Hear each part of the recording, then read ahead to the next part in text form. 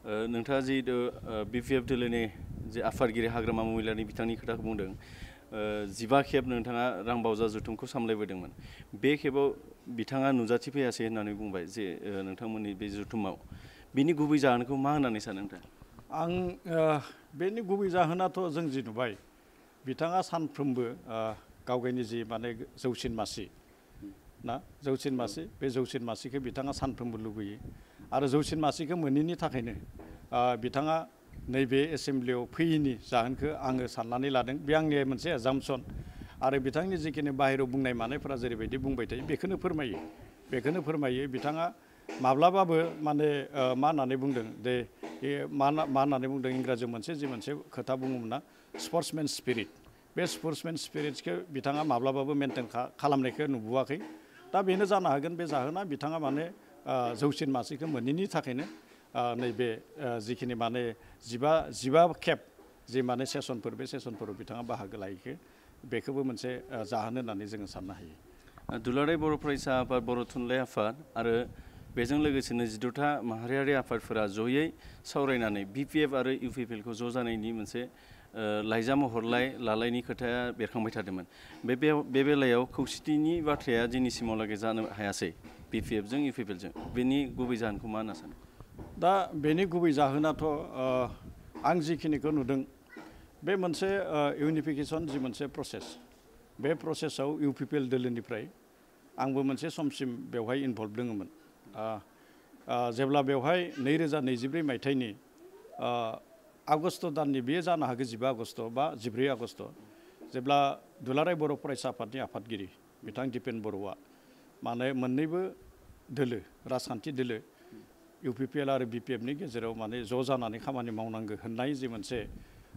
हांख्रायनाय बा आपिल बे आपिला फैदोंमोन आरो बेनि उनावनो मोनसे प्रसेसा बेवहाय आपडेट जादोंमोन आरो बे हिसाबै इउपिपिएल दोलोआ मोनसे टिम बानायनानै होदोंमोन आरो बे टिमाव आंबो सासे सोद्रोमा हिसाबै दंमोन इउपिपिएल दोलोनि आरो बेवहाय बिपिएफनिफ्रायबो बिथांमोना गुबुन समाव गुबुन थान्दैफोरा बिथांमोना बाहागो लादोंमोन नाथाय बै जिखिनि समाव जोङो सावरायनायाव जों नुनो मोनदों दे बेवहाय जि इउनिफिकेसन बे इउनिफिकेसन जायैनि गुबै जाहोना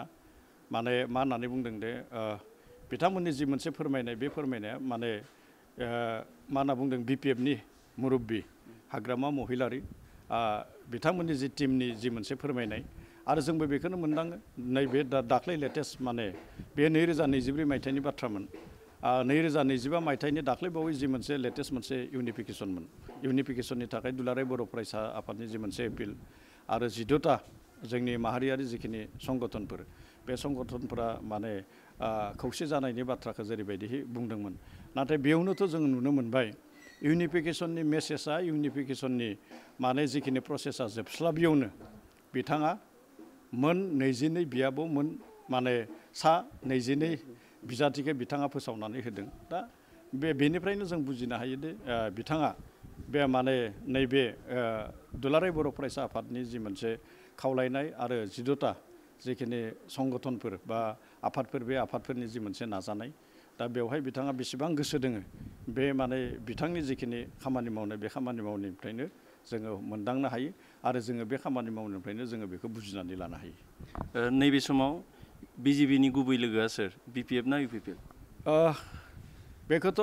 जेरैबायदि नुबाय थादों ओरैबायदिहै नुदों मा दिनैनि समाव जि माने हाग्रामा महिलारि बिथाङा इउपिपिएलखौसो रायबाय थादों इउपिपिएलखौसो बुंबाय थादों खिन्थु बिजेपिखौ माने जेबो बुङाखै नाथाय बेनिफ्राय जोङो मोनदांनो हायो दे दिनैनि समाव बिजेपिनि जि लोगो बे लोगोआ माने बिपिएफआसो खाथिसिन खोमा आरो बेवहाय बिजेपिया फैनानै जोंनि बिटिआर ओनसोलाव बिटिसि ओनसोलाव फैनानै जेरैबायदि बाथ्राफोरखौ बुंबाय थादों बेयो माने बेबो मोनसे फोरमान दे दिनैनि समाव बिजेपि आरो इउपिपिएलआ दिल्लीयाव एलायन्स दङब्लाबो दिसपुराव एलायन्स दङब्लाबो जोङो क'क्राझारावबो एलायन्स दङमोन नाथाय बियो माने मा होननानै बुंदों पास जालांबाय बियो बारलांबाय दा जोङो गोदानै माने काउन्सिलनि बाथि जि बिसायख'थि बे बिसायख'थियाव जोङो गासैबो माने बेवहाय कन्टेस्ट खालामगोन बेवहाय जोङो बादायलायगोन दा बेवहाय नुनो मोन्दों दा नैबे जि मोनसे BJP आरो UPPL नि गेजेराव जि मोनसे सोमोन्दो बे सोमोन्दोआ बारा नङा बे सोमोन्दोआ माने खाथि नङा बे सोमोन्दोआ खाथि नङा दा बे हिसाबै बेखौनो दे बुजिनानै लानांगोन दे आथिखालाव सोर मोनसे हानजाया BJP नि लोगो आरो सोर मोनसे हानजाया BJP निफ्राय गोजानाव दं। आसामनि गिबि मन्थ्रि हिमन्त बिश्व शर्मा बिथाङा बुंदों गोसो जायोब्ला UPPL आरो BPF खौ आगदा आगसि लानानै थाबायनानै थांनो हायो होननानै बुंदों बे बेलायाव मा बुंगोन? दा बेथ' जोंनि आसामनि गिबि मन्थ्रि बिथांनि बे बुंनाय माने मा होननानै बुंदों बुंनाय माने राव बियो नाथाय बेखौ बेसेबां हागोन बे बिथाङा माने बेसेबांदि लांनो हागोन बेखौ माने बे हानजाफोरा मोनथिगोन दा बे हिसाबै जों UPPL हानजा बे UPPL हानजाया बे ओरै बिथां बुंनाय बायदि जों जे बेसेबां माने खारगोन बेखौ जोङो माने जोंसो मोनथिगोन आरो दा बे हिसाबै बिथाङा बेफोर मोनफा मोनफा माने राजखान्थियारि बेयो मोनसे डायलग जागोन राजखान्थियारि डायलग बिथाङाबो नाजागोन दे माबायदिहाय माने गुबुन गुबुन सिक्स सिडिउलनिफोर बायदि जोंनि BTR आवबो माबायदि माने BJP नि माने माबाखौ लाबोनो हागोन देरहासारनायखौ लाबोनो हागोन बे मोनसेखौ बिथाङाबो नाजागोन बिथांमोननि टिमाबो नाजागोन दा बे हिसाबैनो जिहेतु बिसायख'थिया फैदों बियो माखासे बिसायख'थियारि माने माबा जागोन बियो बिबुंथिफोर जागोन दा बेवहाय बेसेबां माने सैथोथि दोङो बेखौ माने समाजा बुंगोन। नोंथांमोननि 5 बोसोर जि सरकार सामलायबोनाय बेवहाय माखासे साखरिफोर होनो हादों साख्रिफोर दा बेनि बेलायाव नोंथांमोननि 5 बोसोर सरकार सामलायनायाव जायफोरनो साख्रि होदों फैसा लानानैसो साख्रिखौ होदों होननायनि खोथाया ओंखारबाय थादों बे बेलायाव मा बुंगोन? बेवहायथ' आं मोनसे रावजोंनो बियो नङा होननानै बुंगोन मानो होननानै बुङोब्ला नैबे जोंनि बागानपारा बियाबनि सिङावबो सानैसो गथ'फ्रा बेवहाय माने एपइन्टमेन्टखौ मोनदों गोबांथार गथ'फोरनि गेजेराव सानैसो गथ'फोर दङ जाय गथ'फोरा माने मा होननानै बुंदों घुस होनाय फैसा होनायनि बाथ्रायाथ' गोजाननि खोथा बिथांमोना माने माइरं बायनानै जानो माने बिथांनि न'खरा माइरं बायनानै जानो बिथांमोना माबायानो गैया राङानो गैया दा बै हिसाबै आंबो नुबाय थादों माने मा होननानै बुंदों जे जिखिनि माने समाजारि जि बिजों बे समाजारि बिजोंफोराव आंबो नुबाय थादों बिथांमोननि जिखिनि बुंनाय बे बुंनाया बियो नंखाय जोंहा प्रमद बर' बिथांनि जिखिनि माने सरकार बे सरकारखौ मोनसे मा होननानै बुंदों एलिगेसन आरो ब्लेम बेखौ होदों आरो बियो बेवहाय जेबो सैथोथि गैया होननानै आं माने बुंगोन आरो बियो जोंनि 25 नं बागानपारा बियाबनि सिङावनो बियो रोखा माने फोरमायना दोङो जेराव माने बिथांमोना एसेबो रां होआलासिनो बिथांमोना गावबा गावनि एपइन्टमेन्टखौ मोननो हादो आरो बिथांमोना दा आराम माने गोजोनै माने जइन जानानै बिथांमोना गावबा गावनि जि एपइन्टिं जिखिनि माने फिल्ड बे फिल्डआव बिथांमोना खामानि मावगासिनो दं। 5 बोसोराव कातिराम बर' हिसाबै मा खामानिखौ इन्टारेस्ट लानानै मावसिनदोंमोन? आङो 5 बोसोराव आङो नैबेनो माखो होननानै बुङोब्ला बेनि गेजेराव बांसिन नैबेखौनो आं गोसो होसोनानै खामानि मावदोंमोन दे थांनाय जिखिनि सरकारफोरनि सम बे सरकारफोरनि समाव 17 बोसोरनि सरकारनि सम आरो जोंनि जि 5 बोसोर जोंनो जिहेतु BTR ओनसोलनि रायजो राजा बिबान होदोंमोन दे बे समाव आंनि गोसोआ आं गोसो होसिननाया नैबेनोमोन दे आं गिबियावबो आं बेनि सोमोन्दै बुंदों आगोलनि जि मोनसे समावथ' जोंहा बेवहाय सोमावसारनाय दोङोमोन बेवहाय माने गोबां गुबुन रोखोमनि सोमावसारनाया दोङोमोन 2005 मायथाइनिफ्राय 2010 मायथाइसिम बेवहाय सोमावसारनाय गैयामोन 2005 मायथाइयाव 2003 मायथाइयाव माने BTC एकर्ड जाबाय 2005 मायथाइयाव NDPS सिजफायाराव दोङोमोन दुलाराय बर' फरायसा आफादनि 3rd फेज मुभमेन्टआबो 2010 मायथाइनि माने 2 मार्चनिफ्राय जागायजेनदोंमोन नाथाय 2005 आरो 2010 मायथाइनि गेजेराव बेवहाय जेबो सोमावसारनाय गैयामोन नाथाय बे सोमावसारनाय गैयि जि मोनसे सम बे समाव खिन्थु जोंनि BTR ओनसोलाव गोबांथार सुबुंनि जिउआ खहा जादोंमोन मोजां सुबुंनि जिउ प्रफेसार ससियेल वार्कार हेडमास्टार फोरोंगिरि बेबायदि सुबुंनि जिउआ फरायसा बेबायदि सुबुंनि जिउआ खहा जादोंमोन आरो बे खहा जानाया गमामायैनो जोंनि बर' हारिनि थाखाय बियो जोबोद सुख'हायै खहामोन आरो जि मोनसे थासारि बे थासारिखौ जोङो बोरैहाय माने अभारकाम खालामनो बोरैहाय जोङो बेनिफ्राय जोङो बारग'नो बे बारग'नायनि जि मोनसे राहा बे बारग'नायनि राहाखौ जोङो बोरैहाय खालामनो हागोन बे मोनसे साननाय आं आवरायबोदोंमोन आरो बै हिसाबैनो जोङो 2020 मायथाइनि जि बिसायख'थि बेयाव देरहानायनि उनाव प्रमद बर' बिथांखौ बिटिसिनि चिफ महरै मोननायनि उनाव जों गमामायैनो जोङो नैबेवहाय मोनसे जि सान्थि जि गोजोन बे गोजोन थासारिखौ जोङो मोननो हादों आरो आंनि गिबिसिन मोनसे माबाया मा होननानै बुंदों जि मोनसे थांखि आरो नोजोर बेवहाय माने गोजोन मोनसे गायसननानै आंनि मोनसे थांखि आरो नोजोरमोन आरो बै हिसाबै बे मोनसे जाफुंसारनायखौ जोङो 5 बोसोराव मोननो हादों आरो बेनिफ्राय मोनसेबाव जे सुबुं धोन जौगानाय सोलोंथाइ बे सोलोंथाइ बिथिङावबो आं जिहेतु दुलाराय बर' फरायसा आफाद बे समावबो सोलोंथाइ बिथिंखौ गोसो होनानै आं खामानि मावबोबाय थादोंमोन आरो आङो सासे फोरोंगिरिमोनबो दा बे हिसाबै आङो नैबे समाव सोलोंथाइ बिथिङावबो आङो गोसो होनानै खामानि मावदोंमोन मोनफ्रोमबो गुण'त्सब बे गुण'त्सबआव आङो मोनसे नङा मोनसे जिल्ला आं मोनफ्रोमबो 5 बोसोराव आं बेवहाय थांदों आरो आंनि बियाबाव थानाय गुबुन माने बिटिआर ओनसोलाव थानाय खायसे जायगायाव आङो फरायसालिफोरखौ नायगिदिंमोन आरो बेवहाय गोजोननाया नैबेनो बे एखे अफिसार एखे फरायसा एखे माने ओनसोल बे ओनसोलावनो एखे अफिसार एखे फरायसा एखे फोरोंगिरि आरो बे एखे ओनसोलावनो जोङो बेसेबांबा बिटिसि एकर्डनि उननिफ्राय बेसेबांबा बोसोर जोंनि जि सोलोंथाइनि जि मोनसे थासारि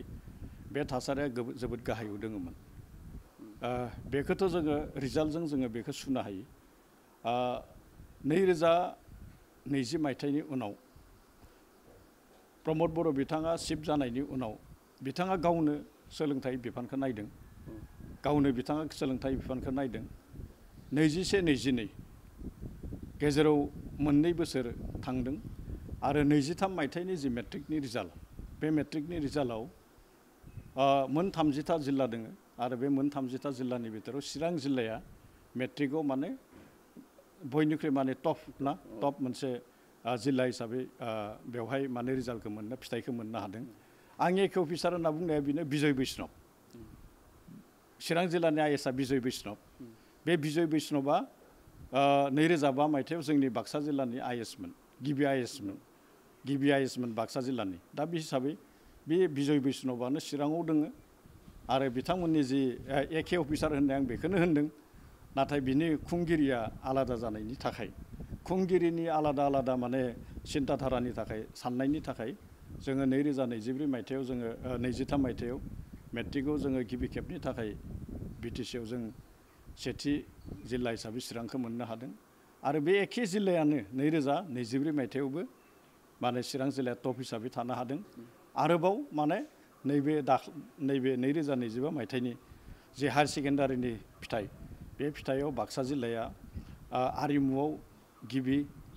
माने फालांगियाव माने नैथि आरो बिगियानाव थामथि माने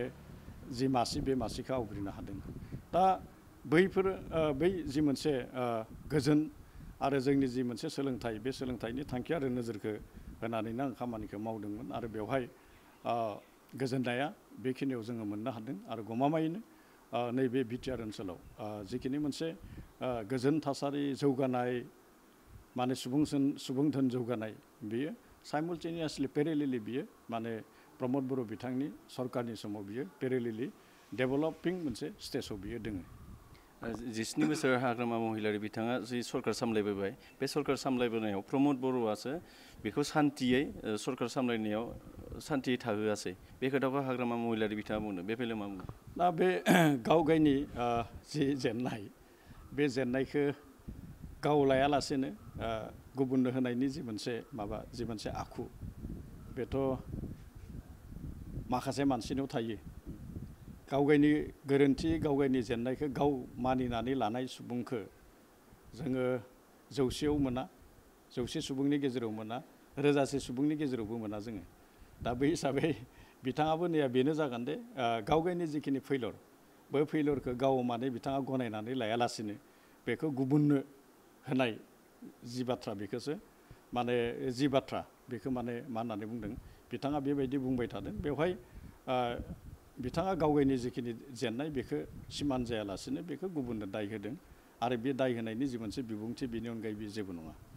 सरकाराव फैयोब्ला 100 कौटि लाइमोनफोरनि थाखाय बाहायगोन होननानै बुंदों बे बेलायाव मा बुङो? 100 कौटिखौ बहा बाहायगोन बिथाङाथ' स्पेसिफिक खालामाखै ना 100 कौटिखौ बिथाङाथ' माने जौ जुवाजोंबो माबानो हागोन ना राननानै होनानैबोथ' बिथाङा माने बेखौ फोजोबनो हागोन जेबोथ' स्पेसिफिक गैया 100 कौटिखौ नाथाय प्रमद बर' बिथाङा माने मा होनना बुंदों बेवहाय बेनो लाइमोन बेनो फरायसा दे बे लाइमोन फरायसाफोरखो बोरैहाय लांनो बेनि माखासे माने माबाखौ खालामदों जेनेबा बड'फा सुपार 50 बेथ' नैबे 2025 आरो 2026 मायथाइनि जे फाइनान्सियेल इयार बे फाइनान्सियेल इयारनिफ्राय बियो सुपार 50 प्लास खालामबाय बेखौ सुपार 50 प्लास खालामबाय दा बेबायदि माखासे स्पेसिफिक आइजोफोरखौ थांखिनानै बेवहाय माने जायखौ जों सेल्फ हेल्प ग्रुप होननानै बुङो बिथांमोनखौ थांखिनानै फिसा फिसा फालांगियारि मावनाय सुबुंफोरखौ थांखिनानै बेबायदि माखासे माने जिखिनि माने रां बाहायनाय बेखौ स्पेसिफिक रां बाहायनायखौ प्रमद बर' बिथांनि सरकाराव जोङो बेखौ जोङो मोनबोबाय नाथाय हाग्रामा महिलारिया बेसेबां कौटि होनदों 100 कौटि बे 100 कौटिखौ बहा बाहायगोन बेखौ बिथाङा खिन्थु स्पेसिफिक खालामनानै होआखै बेखौथ' मोनसे माने मा होनना बुंदों पजिटिभ माने मा होननानै बुंदों बेखौ प्रडाक्टिभ एक्टिभिटिसाव बाहायालासिनो बेखौ आनप्रडाक्टिभ एक्टिभिटिसावबोथ' बाहायनो हागोन पास्ट एक्सपिरियेन्सआथ' जों बेखौनो नुदोंना दा बेनिखायनो बिथाङा स्पेसिफिक खालामनांगौ 100 कौटिखौ बहा बाहायो अब्लासो दे नैबे बिटिआर ओनसोलनि लाइमोनफोरा अब्लासो बेखौ मिथिगोन आरो माने बे बिटिआर ओनसोलनि गासै रायजो राजाफ्रा अब्लासो मिथिगोन 100 कौटिखौ 100 कौटिखौ बहा बाहायगोन आदारवाइज बिथाङा आनप्रडाक्टिभ एक्टिभिटिसावबो बेखौ बाहायनो हायो पास्ट एक्सपिरियेन्स बायदिहै नैबे समाव नोंथांनि बे जि बियाब बे बियाबाव नोंथांनि जुजिनाया सोरजों जागोन दासिमबोथ' बिजाथिखौनो होआखै नमिनेसननि जोबनाया 2 सेप्तेम्बर दिनैथ' 30 सेप्तेम्बर बिजाथि होबाबो होआबाबो आं नुदों मा नैबे जोंनि 25 नं बागानपारा बियाबाव बेबायदि माने जायखौ कन्टेस्टेड जि एटा माबा माने केन्डिडेट बेबायदि माने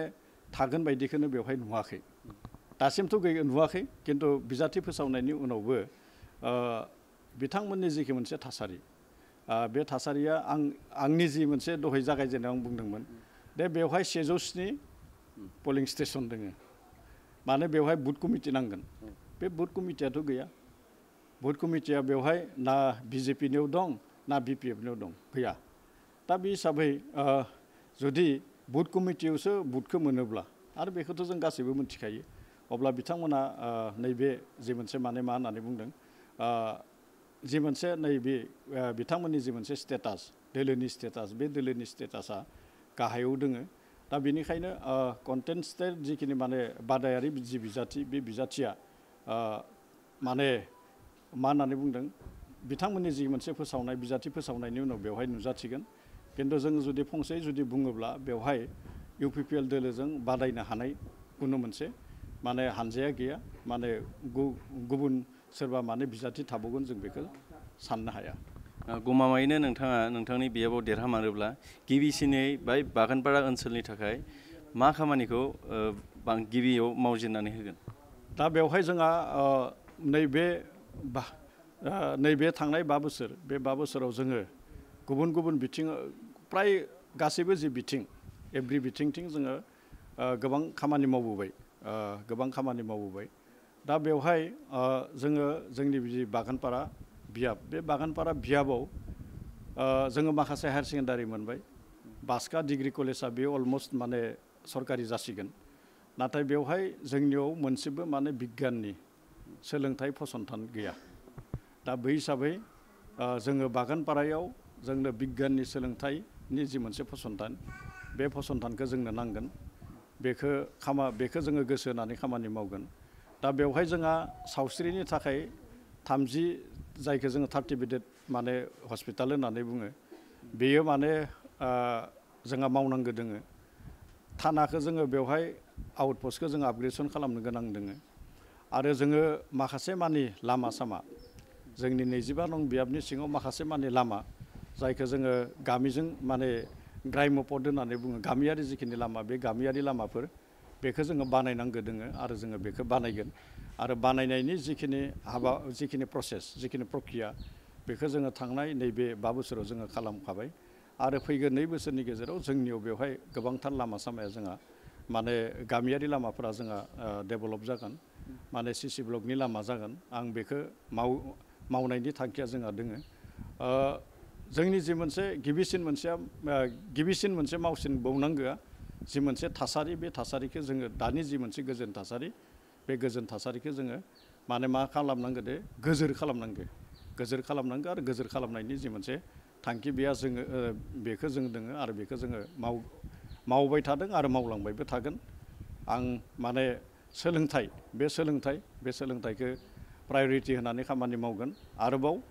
माने इनफ्रास्ट्राक्चारेल डेभेलपमेन्ट आरो जिखिनि माने जोंहा बागानपारा बियाबा जोंनि जिखिनि इक'नमि आसामनि इक'नमियानो जिहेतु आबादजों सोमोन्दो थानाय दा बे हिसाबै जोंनि 25 नं बागानपारा बियाबाव जोंहा माने आबादजोंनो सोमोन्दो थानाय माखासे मानि जोंनियाव सुबुंफोर दोङो दा बेनिखायनो KVK कृषि बिगियान केन्द्र जोंहा बाक्सानि जोंनि बियाबावनो दोङो आरो बे हिसाबै जोंनि बियाबाव माने मा होननानै बुंदों माखासे ओनसोला जोंहा माने आबादजोंनो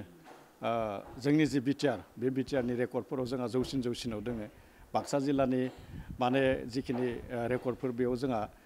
बागानपारा बियाबानो साबसिन जानानै दोङो दा बे आबादनि सायावबो जोङो खामानि मावनांगौ दोङो बेखौबो मावगोन जोबथारनायाव रायजो राजाखौ मा खावलायगोन जोबथारनायाव आं नैबेखौनो खावलायगोन दे नैबे 5 बोसोराव जोङो जेरैबायदि जोबोद सान्थि थांबाय नैबे बिसायख'थि समसिम जोङो सान्थियैनो थांनांगोन जोङो गासैबो सान्थियैनो थांनांगोन आरो नैबे बिसायख'थि फैगोन 22 सेप्तेम्बर बे 22 सेप्तेम्बराव जोङो जिहेतु जोंनि गावबा गावनि बेसेन गोसा भटखौ होगोन गावबा गावनि माने मोजां मोननाय माने बिजाथिनो गावबा गावनि मोजां मोननाय हानजानो दा बे जि मोनसे बे साना जोंहा जोबोद मोजाङै थांनांगौ आरो आं बेखौ बुंबोबाय थादों दे बेखौ जोङो मोनसे मा होननानै बुंदों फेस्टिभेल बायदि दे जि जों भटिं डे बे भटिं डेआ जोंनि मोनसे फोरबो बायदि जानांगौ फोरबोआव जेरैबायदिहाय गासैबो बाहागो लालायलायो आरो थिग बेबायदिनो नैबे सानखालि जोङो फोरबो बायदि खालामनांगौ फोरबो बायदि जानांगौ फोरबो बायदि माने बाहागो लानो गासैबो ओंखारबोनांगो आरो जोबोद गोजोन थासारिजों जोंनि जि फैबाय थानाय बिसायख'थि बे बिसायख'थिया जोबलांनांगो आं बेखिनिखौनो नैबे बिटिआर ओनसोलजों लोगोसे जोंनि 25 नं बियाबनि जिखिनि गासै रायजो राजा दं आं बेखौ माने नोंथांमोननि जि खौरां बिजों बे खौरां बिजोंनि गेजेरजों आं खावलायनो लुगैयो आरो आं खावलायो गोजोननाय थाबाय नोंथाङा जोंनो बेसेन गोसा सम होनायनिफ्राय जोबथारनायाव नोंथांखौ जोंनि बड'लेण्ड रादाब जानानै साबायखर बावबाय आंनिफ्रायबो बड'लेण्ड रादाबनिसिम गोसो गोरबोनिफ्राय साबायखर बावनाय थाबाय गोजोन्थों थेंक इउ जाबाय